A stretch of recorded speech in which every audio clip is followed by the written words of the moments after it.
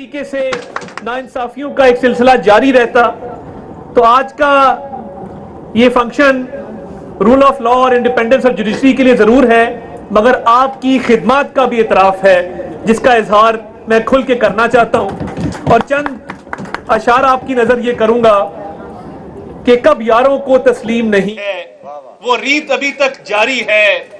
और कुछ अहले सितम कुछ अहले हशम मैं खाना गिराने आए थे, दहलीज को चूम के छोड़ दिया, देखा कि ये पत्थर भारी है। और फिर है कि जख्मों से बदन गुलजार सही, जख्मों से बदन गुलजार सही, पर उनके शिकस्ता तीर गिनो, खुद तरकश वाले कह देंगे ये बाजी किसने हारी है। मैं आपका शुक्रगुजार भी हूं और आज मुझे 16 सितंबर की आमद है। जिस तरह 6 सितंबर को डिफेंस डे के तौर पे मनाया जाता है, इसी तरह 16 सितंबर को यौम निजात के तौर पे मनाया जाएगा।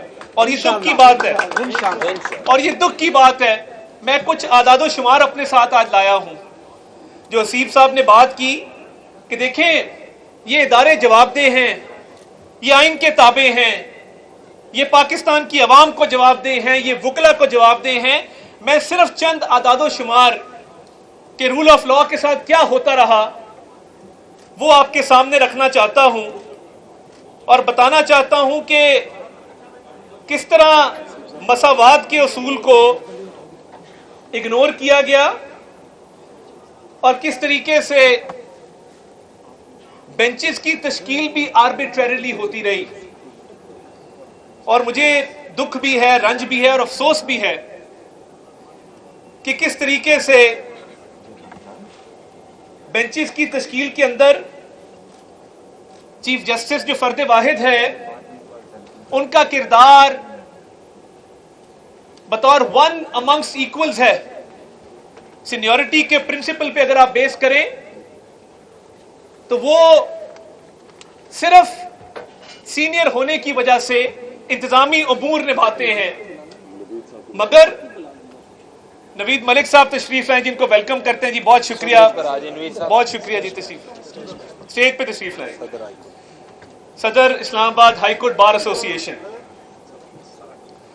मैं अर्ज ये कर रहा था कि चीफ जस्टिस साहब के टेन्योर के दौरान अगर आप आदादो शुमार को देखें तो केसेस अलॉट किए जाने का सिलसिला, बेंचेस की तश्कील का सिलसिला, पूरी दुनिया में इसके असूल वज़ा किए गए हैं।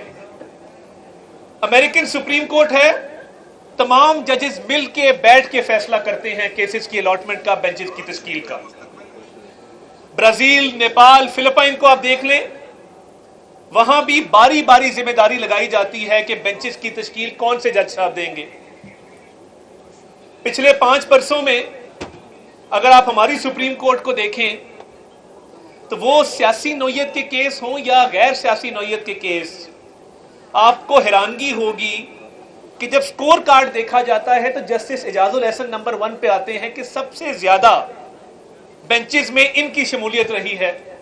अब ये किस असूल के तहत है, ये किस रूल के तहत है, ये किस प्रिंसिपल के तहत है कि कुछ जज साहिबान नजरअंदाज किए जाएं और कुछ जज साहिबान को अहम नौयत के केसेस में बेंच में ज्यादा शामिल किया जाए। तो क्या इसके होते हुए रूल ऑफ लॉ हो सकता है? क्या इसके होते हुए इंडिपेंडेंस ऑफ जुडिशरी हो सकती है?